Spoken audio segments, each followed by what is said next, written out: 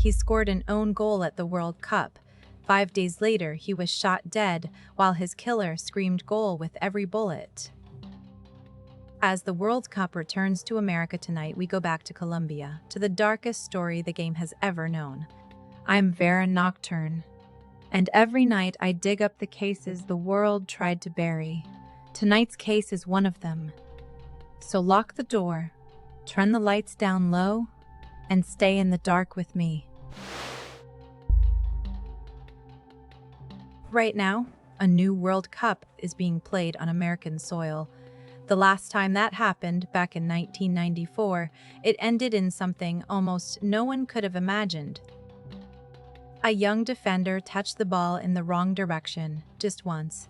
5 days later, he was shot dead in a parking lot while his killer shouted goal with every bullet. His name was Andrés Escobar, and this is the darkest story the World Cup has ever known. Andrés Escobar was not just any player, he was the captain of Colombia's national team, a calm and elegant defender. People called him the gentleman of football because he played hard but clean and almost never lost his composure. He had helped his club, Atlético Nacional, become the first Colombian team to win the Copa Libertadores. He was 27 years old, and he was about to be married. In 1994, Colombia arrived at the World Cup in the United States as one of the favorites. Pelé himself had tipped them to win the whole thing. For a country worn down by years of drug violence, this team was a source of pure pride and hope. But behind that hope, something much darker was waiting. Colombian football in those years was tangled up with the cartels. Drug money had flowed into the clubs, and powerful men placed enormous bets on the games. When millions of dollars ride on a single match, a result is never just a result. The players did not always know it, but they were carrying far more than a nation's dreams onto the pitch.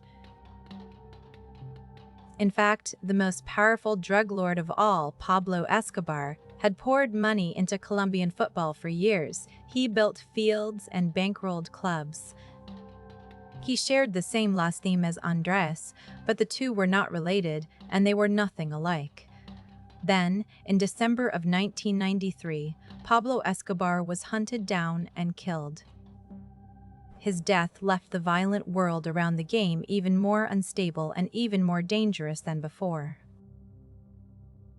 Even before the tournament turned sour, there were warnings. Threats reportedly reached the team. One Colombian player was dropped from the lineup after his family was threatened. The squad walked out onto the field already playing under a shadow that had nothing to do with football.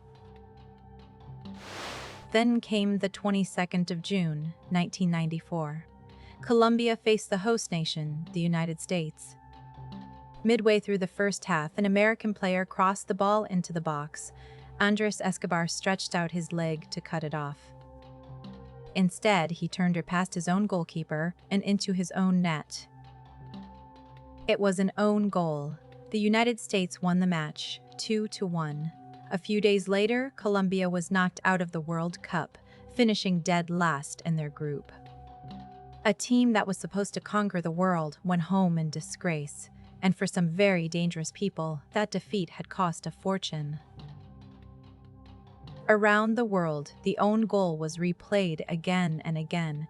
Commentators called it a tragedy for Colombia.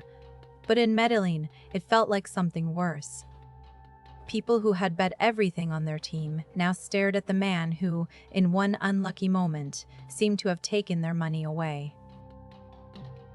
Andrés Escobar could have stayed away from home for a while, but he chose to go back to Medellín, to his people. He even wrote a calm, gracious column in the newspaper about the defeat.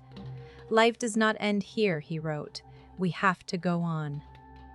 They would be among the last words he ever published. On the night of the 1st of July, 1994, Escobar went out with friends to a bar in El Poblado, the wealthy district of Medellín.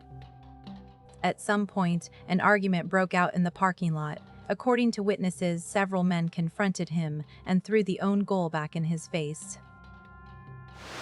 Then the shooting started. Escobar was hit 6 times with a .38 caliber pistol. Witnesses said the gunman shouted, "Goal" in Spanish goal, after each shot, mocking the mistake on the field. Andrés Escobar was rushed to hospital, but he died about 45 minutes later. He was 27 years old. He had gone out that night to clear his head, surrounded by friends. His fiancée was waiting to build a life with him. Instead, in a parking lot in his own city, the gentleman of football bled out over a single touch of a ball. The country that had cheered him only days earlier could not believe what it was hearing. The killer was caught almost at once. His name was Humberto Castro Muñoz, and he worked as a bodyguard and driver for powerful local men. He confessed to the shooting. In 1995, he was convicted of the murder and sentenced to 43 years in prison. But almost no one believed that a hired driver had acted entirely alone. The men he worked for, brothers deeply involved in gambling, had reportedly lost enormous sums betting on Colombia. Prosecutors suspected that they had ordered the killing, yet the evidence was never quite enough to convict them, and they walked free. And the gunman himself did not serve his full sentence. Castro's 43 years were quietly reduced, and he was released after only about 11.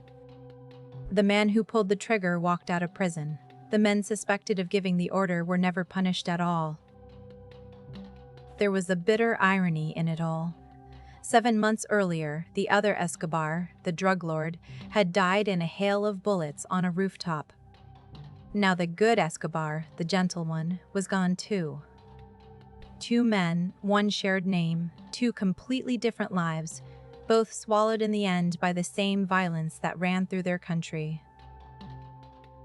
Colombia was shattered. More than 120,000 people poured into the streets of Medellín for Andrés Escobar's funeral. They were not only mourning a footballer, they were mourning a gentle man who had been killed for a mistake, in a country where violence seemed to answer everything.